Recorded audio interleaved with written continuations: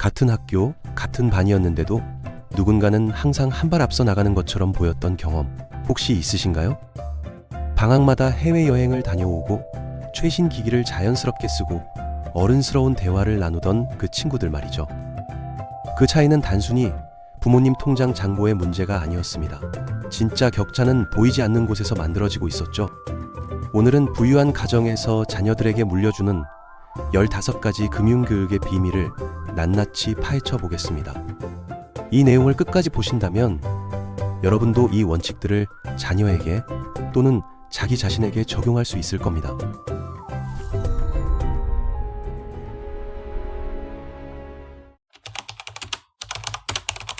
대부분의 한국 가정에서 돈 이야기는 어떻게 이루어지나요?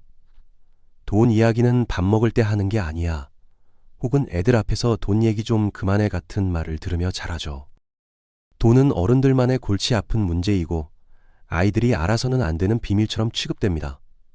반면 부유한 가정은 완전히 다릅니다.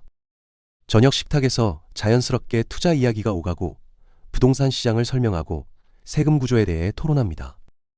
아이들은 어릴 때부터 월급의 원리, 직업별 수입 차이, 대출과 이자의 개념을 배우죠. 복잡한 경제 개념을 아이 눈높이에 맞춰 설명해 주는 겁니다. 중요한 건 이런 대화가 스트레스가 아닌 기회로 다가온다는 점이에요. 금융 문해력은 언어와 같습니다. 어릴수록 더 자연스럽게 습득하게 되죠. 대부분의 한국 성인들은 사회에 나와서야 신용카드, 대출, 투자를 처음 접합니다. 시행착오를 겪으며 30대가 되어서야 돈의 기본을 깨닫는 거예요. 부자 가정 아이들은 초등학생 때 이미 일반인들이 30대에 배우는 금융 개념을 이해하고 있습니다. 이 10년, 20년의 격차가 평생의 부를 결정합니다. 한국에서 가장 흔한 오해 중 하나가 바로 이겁니다. 우리 집도 강남에 아파트 있으니까 자산이 있는 거 아니야? 아니요. 만약 여러분이 그 아파트에 살고 있다면 그건 자산이 아닙니다. 부유한 부모들은 자녀에게 이렇게 가르칩니다. 자산은 내 주머니에 돈을 넣어주는 것이고 부채는 내 주머니에서 돈을 빼가는 것이라고요. 여러분이 사는 아파트는 매달 관리비, 재산세, 수리비가 나갑니다. 팔기 전까지는 단 한 푼도 수입을 만들어내지 않죠. 물론 가격이 올라갈 수는 있지만 그건 팔았을 때의 이야기입니다. 여러분의 자동차도 마찬가지예요. 할부금, 보험료, 유류비, 정비 비용이 계속 빠져나가니까 이것도 사실상 부채입니다. 부유한 가정은 수입을 만들어내는 것에 집중합니다. 월세를 받는 오피스텔을 사거나 배당을 주는 주식에 투자하거나 로열티를 만들어내는 지적재산을 만들죠. 여기서 핵심은 이겁니다. 부자들은 자기 월급으로 명품을 사지 않습니다. 대신 월세 수입을 만들어내는 부동산을 먼저 사고 그 월세로 명품을 삽니다. 결과적으로 명품도 갖게 되고 돈을 벌어다 주는 부동산도 계속 갖고 있게 되는 거죠. 이건 많은 분들이 의외라고 생각하실 수 있습니다. 부잣집 아이들이니까 뭐든 당연하게 받을 것 같지만 정반대예요. 진짜 부자 부모들은 자녀에게 세상은 내게 아무것도 빚진 게 없다고 가르칩니다. 한국에는 부자 3대 못 간다는 속담이 있죠. 이게 현실이 되는 이유가 바로 자격의식 때문입니다. 첫 세대는 맨손으로 재산을 읽었으니 돈의 가치를 압니다. 두 번째 세대는 부모가 고생하는 걸 봤으니 그나마 관리는 하죠. 세 번째 세대부터는 태어날 때부터 풍족했으니 노력의 가치를 모릅니다. 결국 탕진하고 맙니다. 똑똑한 부자 부모들은 이 패턴을 알기에 일부러 자녀를 편하게만 키우지 않습니다. 기회와 자원은 제공하되 결과는 스스로 만들어내도록 합니다. 네가 강남에서 태어났다고 스카이에 가는 게 아니야. 네 노력으로 가는 거지. 이런 마인드를 심어주는 거죠. 한국 사회에서 연줄이라는 말은 부정적으로 들리지만 현실은 어떨까요? 부유한 부모들은 자녀에게 사람을 대하는 법을 가르치는데 엄청난 공을 들입니다. 어릴 때부터 다양한 모임에 데려가고 어른들과 대화하는 법을 가르치고 명함 주고받는 법까지 알려주죠. 왜냐하면 인생의 대부분 기회는 사람을 통해 오기 때문이에요. 좋은 학교 정보도, 좋은 일자리도, 좋은 투자 기회도 결국 누군가가 알려줍니다. 아이가 다른 사람과 편안하게 소통하고 진정한 관계를 만드는 법을 배우면 평생 문이 열립니다.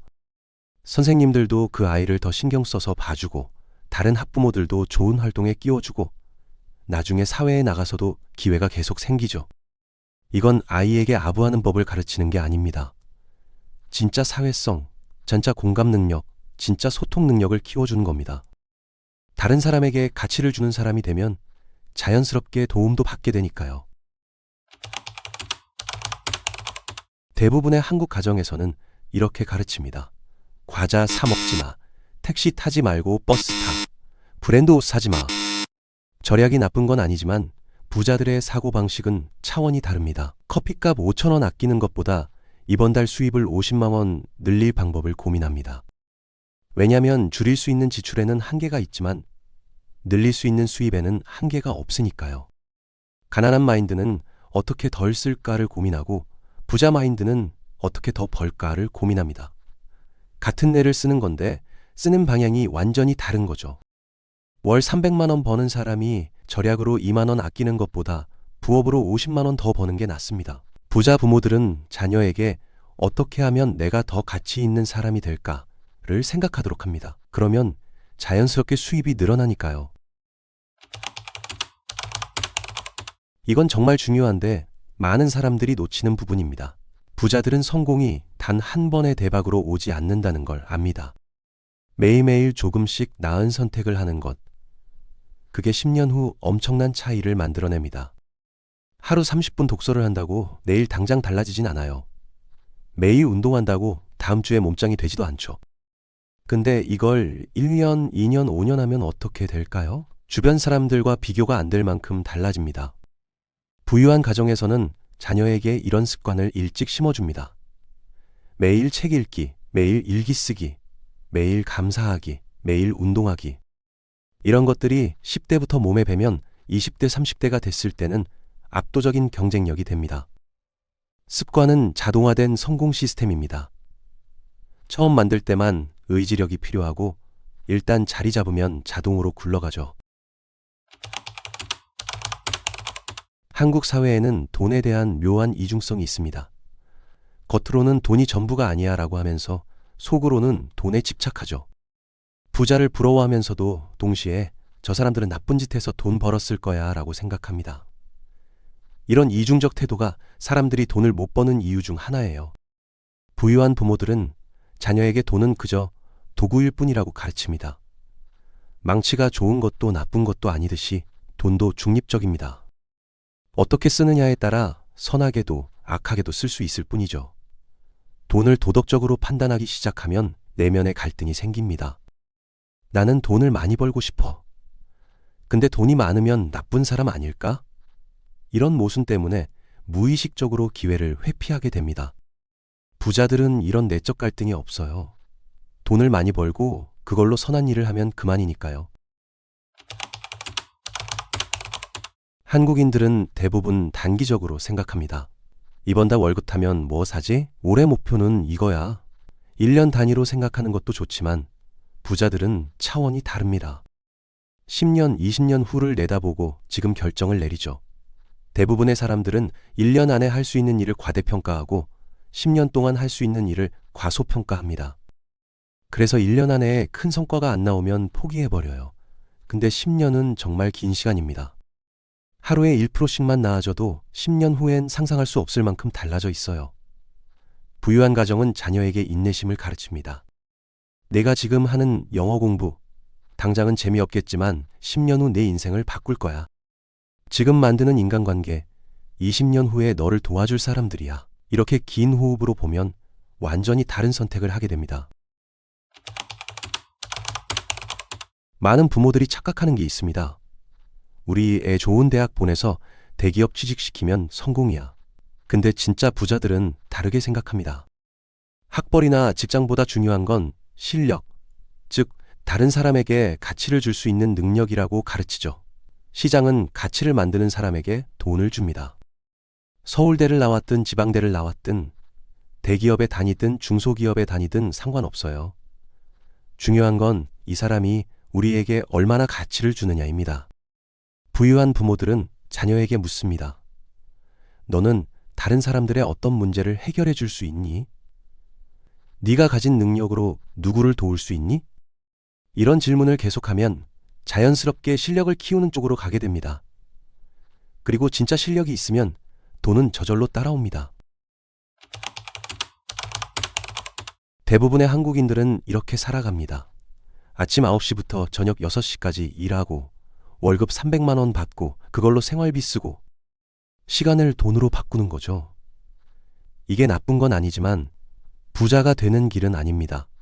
왜냐하면 시간은 한정되어 있으니까요. 하루 24시간 그 이상은 절대 만들 수 없습니다. 부자들이 하는 건 돈이 돈을 벌게 만드는 겁니다.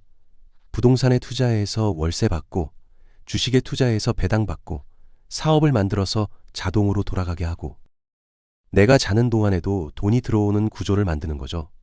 이게 바로 파이낸셜 프리덤, 재정적 자유입니다. 처음에는 적은 금액으로 시작해도 됩니다.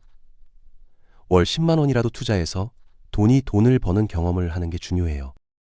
그 사고방식이 습관이 되면 점점 더 큰 투자를 하게 되고 결국 진짜 자유를 얻게 됩니다. 왜 의사나 변호사는 돈을 많이 벌까요? 왜 유튜버 중에서도 구독자 100만 명인 사람은 돈을 많이 벌까요? 답은 간단합니다. 많은 사람들의 문제를 해결해 주니까요. 부유한 부모들은 자녀에게 이렇게 가르칩니다. 작은 문제를 해결하면 작은 돈을 벌고 큰 문제를 해결하면 큰 돈을 번다. 편의점 알바는 시급 10,000원 받아요. 왜냐면 누구나 할 수 있는 일이고 해결하는 문제가 작으니까요. 반면 프로그래머가 1시간에 10만 원 받는 이유는 더 어려운 문제를 해결하니까요. 대부분의 사람들은 시키는 일만 하면서 살아갑니다. 근데 부자들은 스스로 문제를 찾아내고 해결책을 만들어냅니다. 우리 회사에 이런 문제가 있는데 제가 해결하겠습니다. 사람들이 이런 걸 불편해하는데 제가 서비스를 만들겠습니다. 이런 마인드를 가진 사람이 결국 큰 돈을 벌게 됩니다. 한국의 일반 부모들은 좋은 대학만이 출세를 보장한다는 믿음이 있죠. 근데 부자 부모들은 좀 다르게 생각합니다. 4년 동안 대학 다니면서 2천만 원 등록금 내고 졸업하고 나서 얼마나 더 벌 수 있을까? 이렇게 투자 대비 수익을 따져봅니다. 어떤 경우에는 대학 가는 게 답이고 어떤 경우에는 다른 길이 더 나을 수 있어요. 중요한 건 맹목적으로 따라가는 게 아니라 전략적으로 생각하는 겁니다. 시간은 돌아오지 않습니다. 20대의 4년은 정말 소중한 시간이에요. 그 시간을 실용적인 스킬을 배우는 데 쓸 수도 있고 사업 경험을 쌓는 데 쓸 수도 있습니다. 부유한 부모들은 자녀가 시간의 가치를 알게 합니다. 이 활동이 5년 후 내게 어떤 도움이 될까? 지금 하는 이 공부가 실제로 써먹을 수 있는 거야? 이런 질문을 계속하면서요. 한국 부모들은 대부분 이렇게 말합니다. 빚은 절대 지지 마. 현금으로 살 수 없으면 사지 마. 일리 있는 말이긴 한데 부자들은 다르게 생각합니다. 나쁜 빚은 피하되 좋은 빚은 적극적으로 활용하라고 가르치죠. 나쁜 빚이 뭘까요? 자동차 할부, 명품 카드값, 여행 대출처럼 가치가 줄어들거나 수익을 안 만드는 것들이요. 이런 건 정말 피해야 합니다. 근데 좋은 빚도 있어요. 예를 들어 월세 30만 원 나오는 원룸을 사기 위해 은행에서 빌린 돈은 좋은 빚입니다. 왜냐면 세입자가 내는 월세로 대출 이자를 갚고도 남으니까요. 나는 내 돈 안 쓰고 자산을 갖게 되는 거죠. 부자들은 이런 식으로 레버리지, 즉 지렛대를 활용합니다. 내 돈 7천만 원으로 7천만 원짜리 자산을 사는 게 아니라 은행 돈 3천만 원 빌려서 1억짜리 자산을 삽니다. 같은 돈으로 2배 가까이의 자산을 가질 수 있는 거예요. 물론 위험도 있으니 신중해야 하지만 원리는 알아둬야 합니다. 이건 파레토 법칙이라고도 하는데요. 결과의 80%는 노력의 20%에서 나온다는 겁니다. 예를 들어 여러분 매출의 80%는 고객 중 20%에서 나오고 시험 점수의 80%는 공부한 내용 중 20%에서 나옵니다. 부유한 부모들은 자녀에게 이걸 가르칩니다. 모든 걸 다 잘하려고 하지 마. 정말 중요한 20%에 집중해. 많은 한국 학생들이 모든 과목에서 A를 받으려고 미친 듯이 공부합니다. 근데 생각해 보세요. 수학 90점을 95점으로 올리는데 드는 시간과 노력이 엄청나요. 그 시간에 차라리 코딩을 배우거나 영어 회화를 연습하거나 사람들과 네트워킹을 하는 게 나을 수 있습니다. 부잣집 아이들이 꼭 전교 1등은 아닌 이유가 여기 있어요. 공부는 적당히 하면서 사업도 하고 인맥도 쌓고 실용적 스킬도 배우니까요. 중요한 건 모든 걸 완벽하게 하는 게 아니라 진짜 중요한 것에 올인하는 겁니다. 마지막 교훈이 가장 중요할 수도 있습니다. 부유한 부모들은 자녀에게 이렇게 가르칩니다. 돈은 특정 문제를 해결해 줄 뿐이야. 너를 더 나은 사람으로 만들어주진 않아. 돈이 있으면 편하게 살 수 있고 기회도 많아지고 걱정도 줄어듭니다. 근데 돈이 인간관계의 문제를 해결해 주진 않아요. 삶의 의미나 목적을 찾아주지도 않습니다. 세상에서 가장 불행한 사람 중에 억만장자도 있고 가장 행복한 사람 중에 평범한 월급쟁이도 있습니다. 이걸 이해하면 돈에 대해 건강한 관계를 맺을 수 있어요. 돈을 숭배하지도 죄악시하지도 않게 되죠. 그냥 도구로 보는 겁니다. 또한 부자 부모들은 겸손을 강조합니다. 돈이 있다고 다른 사람을 무시하면 안 돼. 상황은 언제든 바뀔 수 있어. 오늘 내 밑에 있는 사람이 10년 후엔 내 위에 있을 수도 있어. 진짜 부자들은 대부분 겸손하고 현실적입니다. 영화에 나오는 건방진 재벌 2세는 대부분 허구예요. 자, 여러분은 방금 부유한 가정에서 자녀들에게 물려주는 15가지 금융교육을 배웠습니다. 여기 아이러니가 있습니다. 이 중 어느 것도 금수저가 필요하지 않다는 점이죠. 필요한 건 돈이 아니라 사고방식입니다. 여러분이 지금 가난하든 부자든 중요한 건 이 원칙들을 배우고 적용할 의지가 있느냐입니다. 자녀가 있다면 이 원칙들을 가르쳐 주세요. 자녀가 없다면 자기 자신에게 가르쳐 주세요. 결국 여러분이 남길 수 있는 최고의 유산은 돈이 아니라 돈을 만드는 지식입니다. 이제 변명은 그만하고 변화를 시작하세요. 여러분의 재정적 성공을 응원합니다.